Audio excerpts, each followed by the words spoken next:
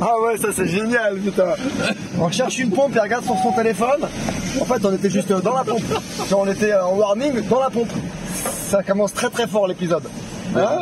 Specialist in Bangkok. Ah ouais, il est magnifique. Ah ouais. En plus, il galère pour trouver. Hein. Easy.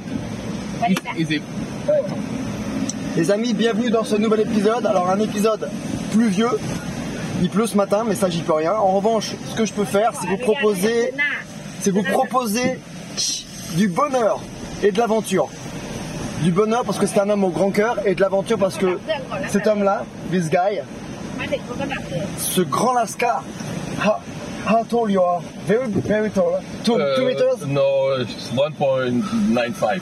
Ok, ce grand gaillard de 1m95, c'est l'équivalent du Mike Horn de Germany. En fait, c'est un aventurier mais de malade. Juste pour vous donner une idée, de 18 ans à 50 ans, il n'a pas passé plus de 5 nuits dans une même ville. Hein? From 18 to 50, you haven't slept more than 5 nights in the same place. Yes. J'ai fait la connaissance de Volker sur les conseils d'un ami. Ce qu'il a fait pour les orphelins de Bangkok est juste exceptionnel, m'avait-il dit. Mais la veille, lorsque j'ai fait sa connaissance, je me suis vite rendu compte que j'avais en face de moi un gars au parcours de vie incroyable.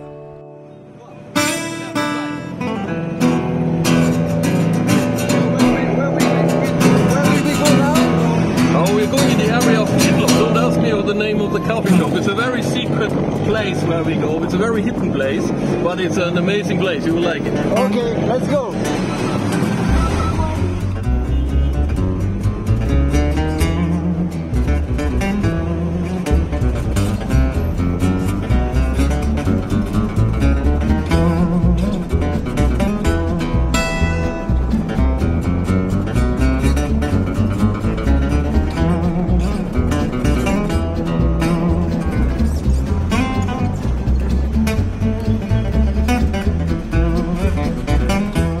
So when I was 5 years old, I started to drive motorcycle, and with 6 years old, I had my first competition on a BMW R69 sidecar.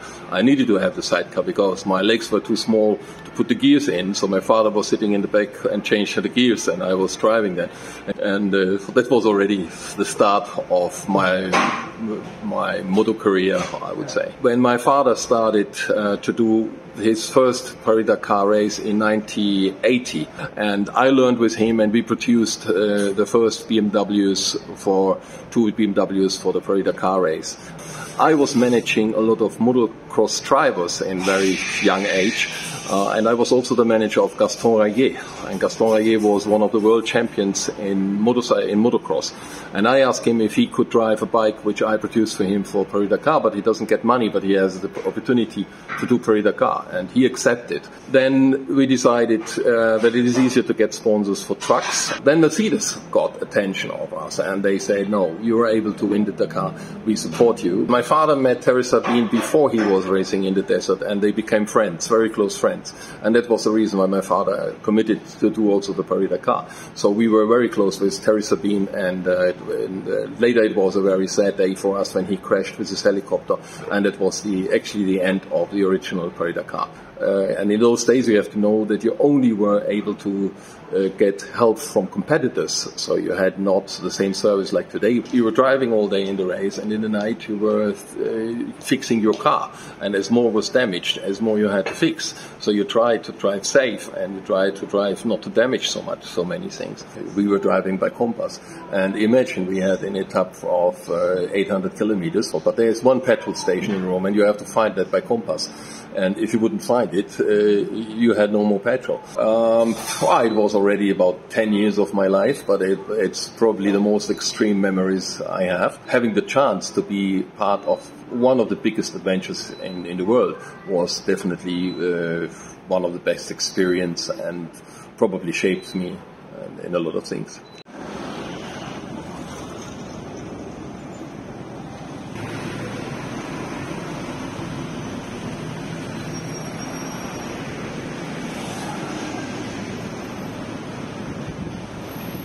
You know the secret how to cross the road?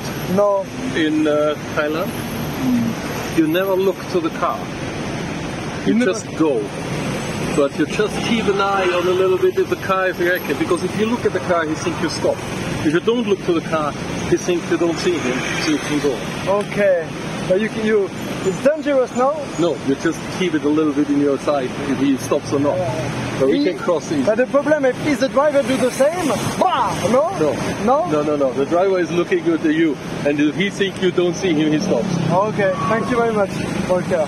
The next step in my career was actually that I started to be the technical organizer of the Race of Champions. And as you know, we're going to different countries every year. So we have been in Miami, in London, in Bangkok, in Barbados, so all different countries.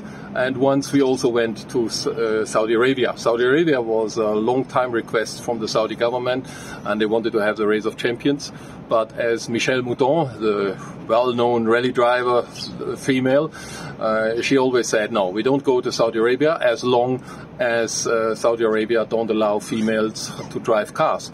And as she's the owner of Race of Champions, of course, she would never go there without having the solution.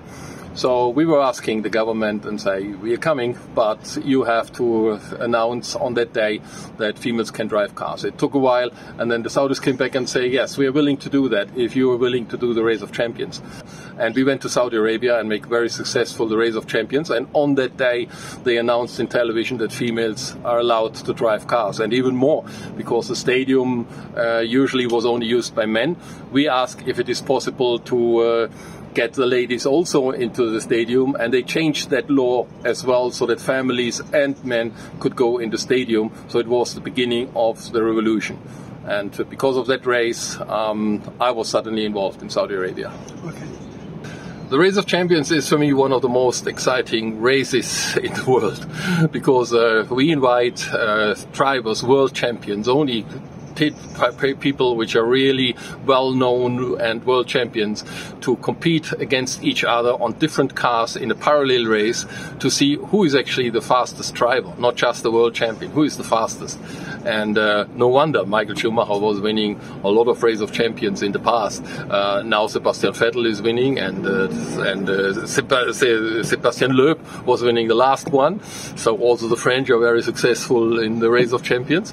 So it's different surface, different cars, and different drivers, where you drive only for say 3, 4, 5 minutes, and the one who crossed the finish line first is the winner.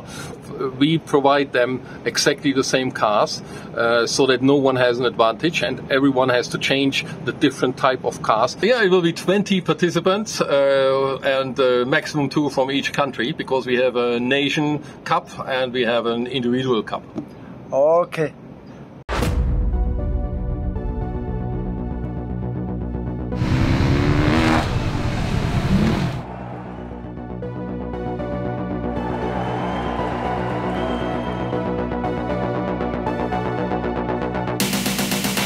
In the Polaris then, it's Tom Bay on the inside line in the red car, Coulthard on the outside line. Be aggressive. Absolutely insane. FC1X. We're racing in Sweden. You see it visually how fast this car is. They nail everything. Oh, and Neville's in the snowbank. It's going to be close over the line. Loeb takes it. So, how long have you been here in Thailand, Volker, now?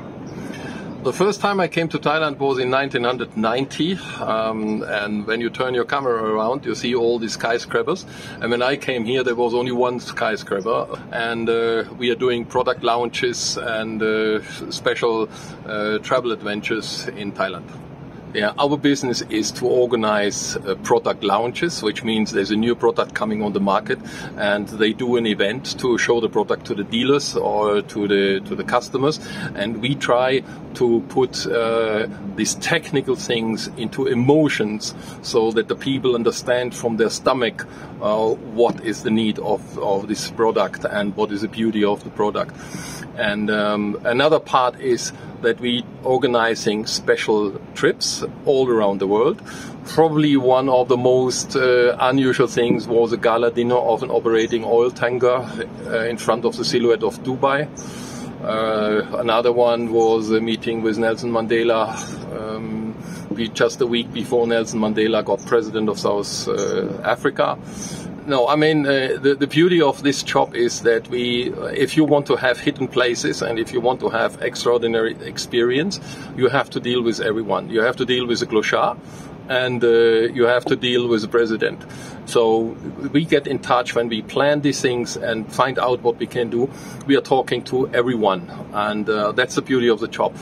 So everything in yellow you've been already? Yeah, everything in yellow I have been, and everything what is not yellow I haven't been, but it doesn't mean I have to be there, because there are also countries where I think I would not go.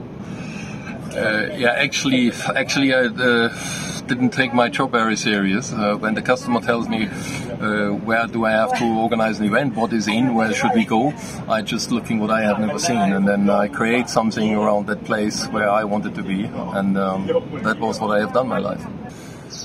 Honestly, I live more like the Thai people. I like the style of living what they have. I like the attitude they have, and it's really fun to go out with them.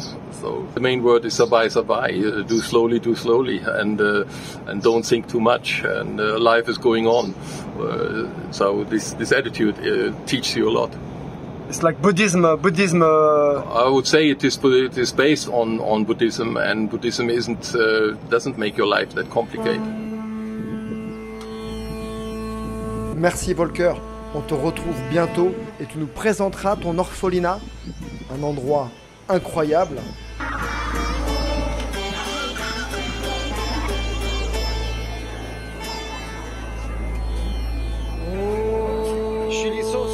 Et on expliquera aussi d'où te vient ce surnom du glacier. À bientôt les gars.